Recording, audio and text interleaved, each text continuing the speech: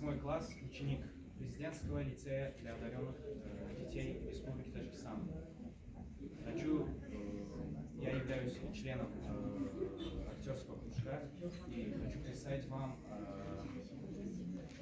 отрывок из пьесы «Феномены» Григорий Горин, монолог Прохорова.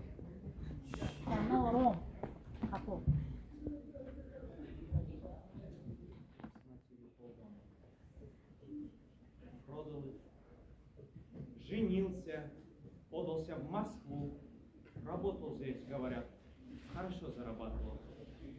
Но мне на все это наплевать. Матери и рубля не послал. А у него только телеграмма на 8 марта. И то не всегда. И тут, примерно 1,5 года назад, прикатывает с цветами. Мама, переезжай ко мне. Я не могу, тоскую. И жена с ним рядом. Анна Степановна, вы мне родной человек. Пожалуйста, умоляю, поживите с нами. Я заподозрил неладное, но в толк не возьму.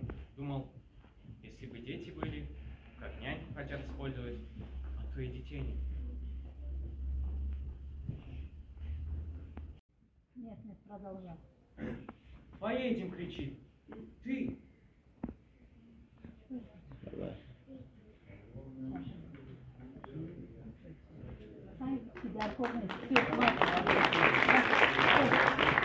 Benim tarafı da istedim bakalım. Çıkıyor mu?